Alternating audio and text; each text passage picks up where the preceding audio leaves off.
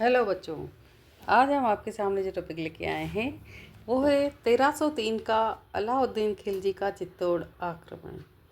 1303 में अलाउद्दीन ने चित्तौड़ पर आक्रमण किया था, उसके बारे में जानकारी हम यहाँ पे देखेंगे। 1303 में अलाउद्दीन खिलजी ने चित्तौड़ पर आक्रमण किया। इस समय मेवाड़ का शासक गुहिल वंश का राव रतन सिंह था। कौन था उस समय? राव रतन सिंह शासक था जब अलाउद्दीन खिलजी ने चित्तौड़ पर आक्रमण किया था, जिसने आक्रमण का वीरतापूर्वक मुकाबला किया। राव रतन ने क्या किया? आक्रमण का वीरतापूर्वक मुकाबला किया और अंत में गोरा बादल सहित वीर गति को प्राप्त हुआ। गोरा बादल इनके सैनिक थे, बहादुर सैनिक थे, सेनापति थे, तो उनको सहित वीर गति को ये प्राप्त हो गया तथा वीरांगनाओं ने पद्मनी के नेतृत्व में जौहर व्रत किया। और जो वहाँ की वीरांगनाएं थी उनने रानी पद्मनी के नेतृत्व में जौहर व्रत किया। जब पहले ये होता था कि ये पति युद्ध में वीरगति को प्राप्त हो जाता है तो उनकी पत्नियां और उनकी जो सखियां और उनकी जो वीरांगनाएं होती हैं सैनिकों की, वो जौहर व्रत कर लेती हैं, यानी कि अपने आप को अग्नि में समर्पित कर देती हैं। जो चित्तौड़गढ़ का प्रथम शाखा और राजस्थान का द्वितीय शाखा कहलाता है। तो रानी पद्मनी का जो जौहर किया रानी पद्मनी ने अपनी वीरांगनाओं के साथ और अन्य वीरांगनाओं के साथ, वो चित्तौड़ का तो प्रथम शाखा था, लेकिन राजस्थान का द्वितीय शाखा था। ठीक है। इस आक्रमण का प्रमुख कारण चित्तौड़गढ़ दुर्ग का सामरिक महत्व का होना। आक्रमण के प्रमुख कारण क्या था कि जो चित्तौड़गढ़ दुर्ग है वो सामरिक महत्व का था तथा चित्तौड़ के क्षेत्र का गुजरात से दिल्ली और दिल्ली से गुजरात पहुंच मार्ग के बीच में होना था। दूसरा था कि ये गुजरात से दिल्ली और दिल्ली से गुजरात का मार्ग इसमें बीच में आता था, ये जिससे खिलजी को अनेक समस्याओं का सामना करना पड़ता था क्योंकि बीच में ये दुर्ग आ रहा था। जब गुजरात से दिल्ली और दिल्ली से गुजरात जाना होता था तभी मार्ग में ये दुर्ग पड़ता था, तो वो खिलजी समस्याओं का सामना कर रहा था। इस कारण खिलजी इसे किसी भी कीमत पर जीतना चाहता था। तो खिलजी अपना व्यवसाय, अपना कारोबार, अपना क्षेत्र बढ़ाने के लिए भी इसको जीतना चाहता था। दूसरी जो बात है, अलाउद्दीन खिलजी ने चित्तौड़ को जीतकर यहाँ का किलेदार अपने पुत्र खिजर खां को नियुक्त किया। अलाउद्दीन खिलजी ने क्या किया?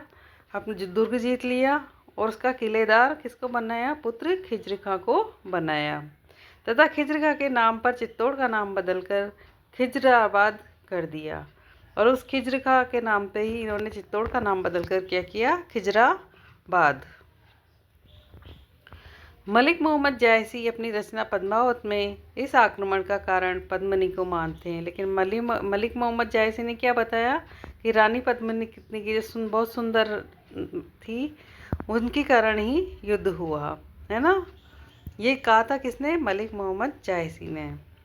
किसमें? पद्मावत में। उनकी रचना कौन सी है? पद्मावत। उसमें उन्हें आक्रमण का क्या कारण बताया?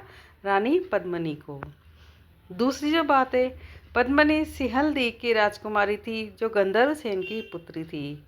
सिहल द्वीप की राजकुमारी और गंधर्व सेन की पुत्री थी।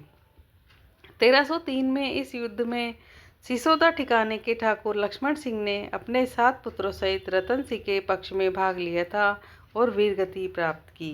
जो ये युद्ध हुआ था 1303 में, इस युद्ध में सिसोदा ठिकाने के जो ठाकुर थे लक्ष्मण सिंह, उन्होंने अपने 7 पुत्रों सहित, उनकी लक्ष्मण सिंह और उनके 7 पुत्र, है ना, सहित रतन सिंह के पक्ष में भाग लिया। तो इन्होंने रतन सिंह की तरफ से युद्ध किया था और वीरगति को प्राप्त हुए। अगली जो बात है इसमें वो है, कालांतर में 1326 में लक्ष्मण सिंह के पौत्र हमीर ने मेवाड़ पर अधिकार कर लिया, है ना। इसी पे क्या, लक्ष्मण सिंह का जो पौत्र था लक्ष्मण सिंह, यहाँ पे हमने नाम पढ़ा है अभी, ठाकुर लक्ष्मण सिंह ने 7 पुत्रों सहित रतन सिंह के पक्ष में भाग लिया और वीरगति प्राप्त की, है ना। इन्हीं लक्ष्मण सिंह का जो पौत्र था उसने मेवाड़ पर अधिकार कर लिया। कब? 1326 में। और मेवाड़ में एक नए राजवंश सिसोदिया राजवंश की स्थापना की। ठीक है। और पौत्र का नाम क्या था? हमीर। हमीर ने क्या राजवंश की स्थापना की? सिसोदिया राजवंश की स्थापना की तथा मेवाड़ की राणा शाखा की स्थापना की। और तब से ही मेवाड़ के शासकों के नाम से पहले राणा व महाराणा जैसी उपाधियों का प्रयोग होने लगा। तब से ही मेवाड़ की जो राजा बने जितने भी, उनके नाम के साथ ही क्या लगता था? राणा या महाराणा शब्द का प्रयोग, उपाधियों का प्रयोग होने लगा।